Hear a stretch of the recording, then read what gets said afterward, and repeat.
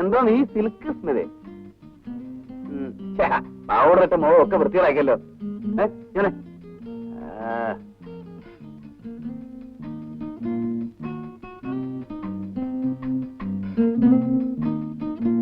നീ എനിക്ക് ജനിച്ചല്ലോടി സൗന്ദര്യബോധമില്ലാത്ത കഴുതേ. അമ്മയുടെ തന്നെ സ്വഭാവം.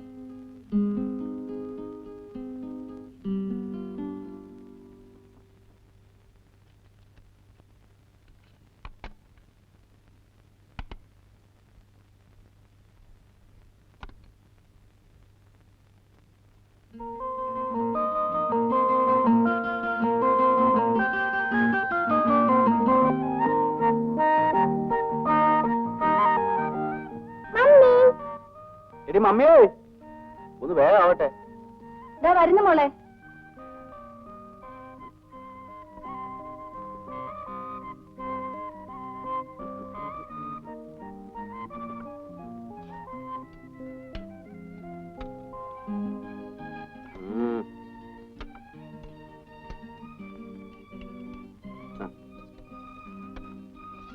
കുറച്ചുകൂടി കുറച്ച്.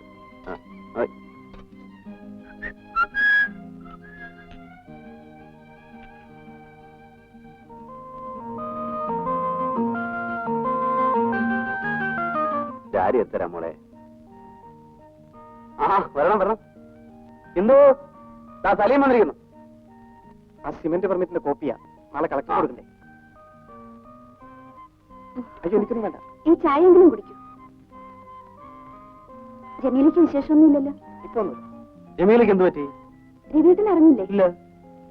സലീം ബാപ്പയാകാൻ പോകുന്നു. അത് ശരി. അപ്പൊ സംഗതി കയറി കൊളുത്തിയല്ലേ? എന്നെന്ത് പറയുന്നു? അയ്യോ, ഇയാൾക്കൊന്നും അറിയില്ല. കുട്ടിയല്ലേ? ചിലവ് വേണം കേട്ടോ. ആരും അറിയാതെ സംഗതി ഒപ്പിച്ചിട്ട്.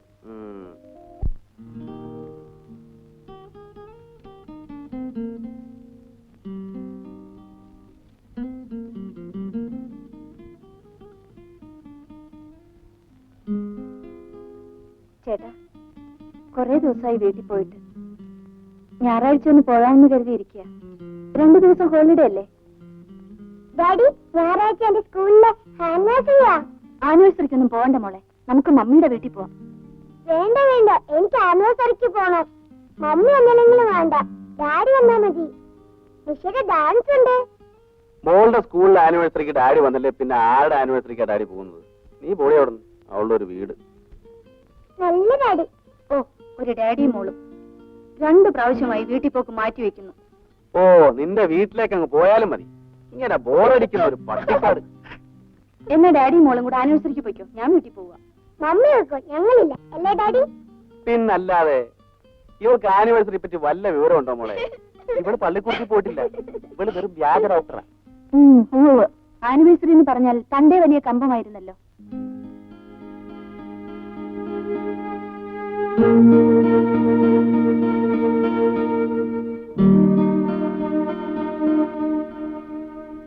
ഡാഡി, മമ്മി എന്തിനാ ചിരിക്കുന്നത്?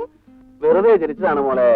വെറുതെ ചിരിക്കുന്ന ഒരു പ്രാന്തമാരെന്നാ ഞങ്ങളെ മിസ് പറഞ്ഞു തന്നത്. മോള് വന്ന് കിടന്നുറങ്ങിക്കേ.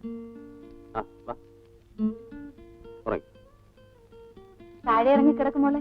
ഇങ്ങനെ കിടന്ന ഡാഡിയുടെ നെഞ്ചു വേദനിക്കില്ലേ? നിനക്ക് വേറെ ജോലിയൊന്നുമില്ലേ? അവൾ അവിടെ കിടന്നാലേ ഉറങ്ങത്തുള്ളൂ. ഉറങ്ങിയില്ലേ പിന്നെ പാതിരാത്രി വരെ മനുഷ്യന്റെ മെനക്കെടുത്താൻ. മോളെ എല്ലാ ദുശീലങ്ങളും പഠിപ്പിച്ചു.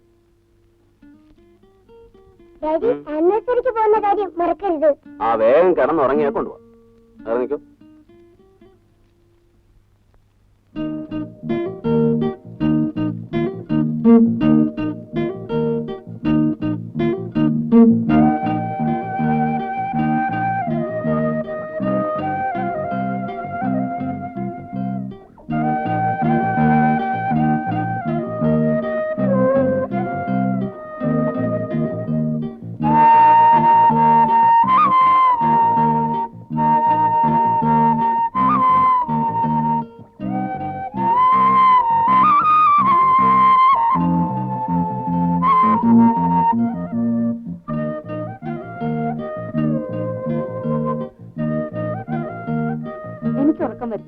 ഞാൻ ഉറങ്ങാൻ പോവാ.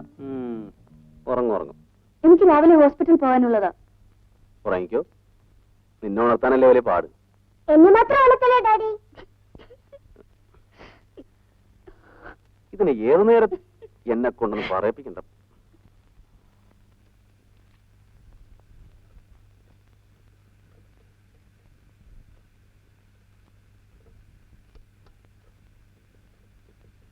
ജമീല,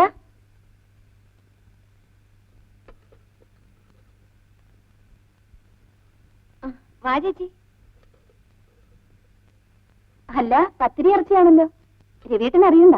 രാവിലെ പോകുമ്പോഴേ രവീട്ടൻ വിളിച്ച് പറഞ്ഞതാ. ആ, രാവിലെ ജമീലയുടെ ബാപ്പ വരുന്നുണ്ടല്ലോ. ചേച്ചി ഇരിക്കുന്നില്ലേ? ഇല്ല, ഞാൻ ഈ പിൽസ് തരാനാ വന്നത്. ജമീലയ്ക്ക് ഓർമ്മയില്ലെങ്കിലും സമയത്തിന് മരുന്ന് തരേണ്ടത് ഡോക്ടറുടെ ഡ്യൂട്ടിയല്ലേ. എന്റെ പേഷ്യന്റ് ആയി പോയില്ലേ? ഇപ്പൊ ക്ഷീണമൊന്നുമില്ലല്ലോ? ഇല്ല. ദേ, 2-3 മാസം വളരെ സൂക്ഷിക്കണം. രണ്ടും കൂടെ കിടന്ന് സർക്കസ് കാണിച്ച് ഉള്ളതും കൂടെ കളയരുത്, പറഞ്ഞേക്കാം. പോ ചേച്ചി. കഴിക്കുന്നില്ലേ? ഒന്ന് വലിച്ചു കേട്ടു. അല്ല, പെരുന്നാളിന് ക്ഷണിക്കാൻ ബാപ്പ വന്നിരുന്നു കേട്ടു. വന്നിരുന്നു. നീ പോകണ്ടെന്ന് പറഞ്ഞ കാരണം ജമീല വലിയ വിഷമത്തിലാണെന്ന് എന്തു എന്നോട് പറഞ്ഞല്ലോ. അവളെങ്ങനെ പറഞ്ഞിരിക്കും? എടാ, ഈ പെണ്ണുങ്ങളുടെ ആഗ്രഹം ഇതൊക്കെയാണ്.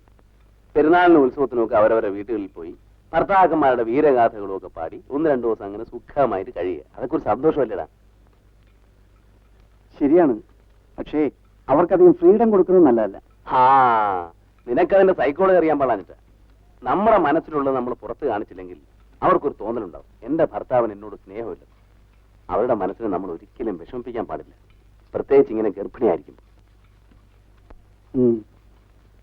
അല്ല, നിനക്ക് ഒന്നും പറഞ്ഞാൽ മനസ്സിലാവില്ല. പെണ്ണുങ്ങളുടെ മനഃശാസ്ത്രം ശരിക്ക് പഠിച്ചവനാ ഞാൻ.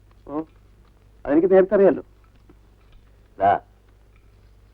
എന്റെ എല്ലാ തെറ്റുകളും കുറ്റങ്ങളും അറിഞ്ഞു വെച്ചുകൊണ്ടാണ് അവൾ എന്നെ വിവാഹം കഴിച്ചത്. അങ്ങനെയുള്ള അവളെ ഞാൻ സ്നേഹം കൊണ്ട് ശ്വാസം മുട്ടിച്ചില്ലെങ്കിൽ ദൈവം എന്നോട് പൊറുക്കില്ല. അത് ഡെൽക്കോ, അത് എയർ ക്ലീനർ. അതെന്റെ അമ്മയുടെ നായർ. രവിയേട്ടാ, ഞാൻ ജമീലയോട് ഒന്ന് പറഞ്ഞിട്ട് വരാം.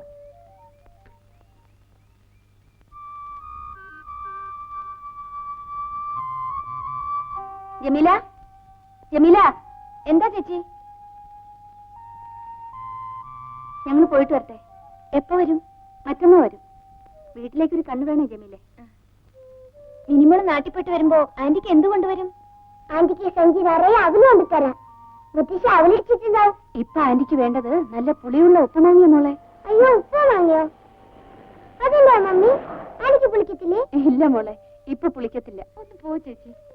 ആന്റിക്ക് പുളിക്കാറായിട്ടില്ല മോളെ. ഇത്തവണ ജമീലാക്കും പെരുന്നാളിന് വീട്ടിൽ പോവാ. ഒക്കെ ഞാൻ പറഞ്ഞു വെച്ചിട്ടുണ്ട്. ആന്റി ടാറ്റാ. ജമീല, ഞങ്ങൾ വരട്ടെ.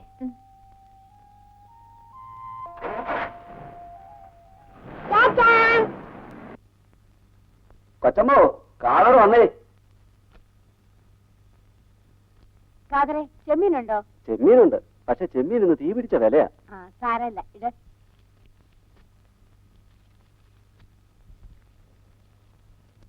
ഇന്ന് മരുമോൻ വരുന്നുണ്ടെന്ന് തോന്നുന്നല്ലോ. അതെ, എങ്ങനെ മനസ്സിലായി?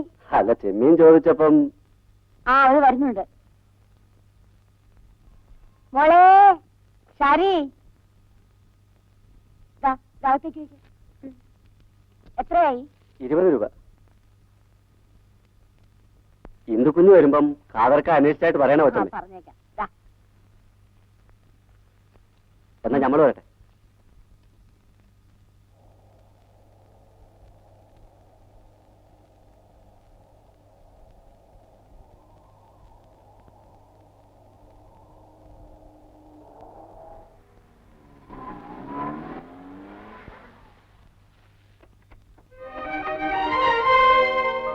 സരസ്വതി, അവര് വന്നു.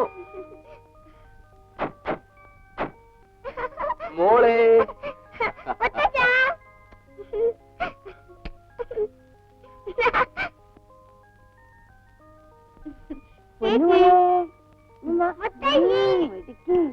എന്താ മോളെ, കഴിഞ്ഞ ഞായറാഴ്ച വരാന്ന് പറഞ്ഞിട്ട് കണ്ടില്ല?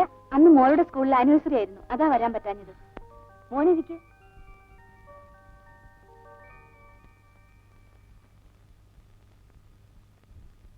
ഐസക് കൺസ്ട്രക്ഷന്റെ വർക്കൊക്കെ കഴിഞ്ഞു രവി. ആ കഴിയാറായി. ഇന്ദു, മിനിമോൾ എന്താ വല്ലാതെ ക്ഷീണിച്ചിരിക്കുന്നത്? എന്താ അമ്മ അവിടെ ഒരു കുസൃതി?